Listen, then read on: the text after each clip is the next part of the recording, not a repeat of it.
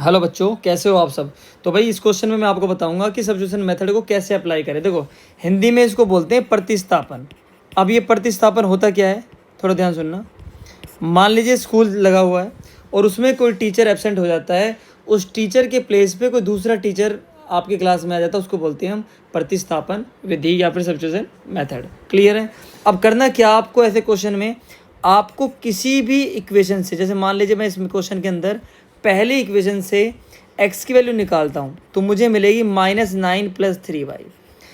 मैं दोबारा बता रहा हूँ, किसी भी इक्वेशन से आप x या y की वैल्यू निकाल कर दूसरी इक्वेशन पुट कर देंगे। अगर पहली से आप निकाल रहे हो तो दूसरी में पुट करेंगे, और अगर आप दूसरी से निकाल रहे हो तो आप पहली में पुट करोगे। बस इतना सा आपको याद रखना है।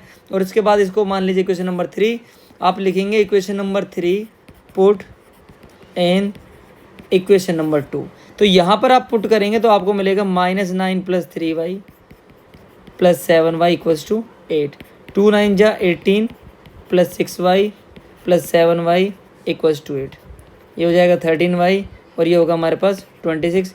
y की वैल्यू क्या आएगी हमारे पास 2। बस इस 2 को पुट कर देना आपको, कहीं भी पुट कीजिए, आप फर्स्ट में कीजिए, सेकंड में या थर्ड में, आपको x की वैल्यू मिल जाएगी। तो x की वैल्यू क्या हो जाएगी, -9 + 3 2।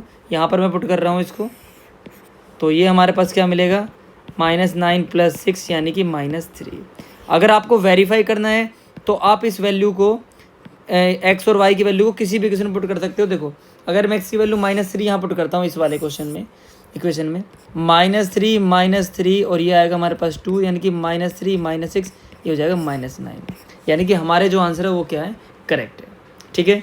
10th क्लास में 3.2 एक्सरसाइज आप इसी मेथड से सोल्व करेंगे, और 9th क्लास वाले बच्चों के लिए भी इंपॉर्टेंट है ये, क्योंकि इस बार ये वाले जो क्वेश्चन है एलिमिनेशन और सब्स्टिट्यूशन मेथड ये भी ऐड कर दिए गए हैं आपके सिलेबस के अंदर। तो कैसा लगा क्वेश्चन कमेंट में ज़रूर बताएं, और चैनल को सब्सक्राइब करें और फॉलो कीजिए सर एम जे क्लासेस को, और अपने दोस्तों के साथ शेयर करें इसको भाई। Thank you.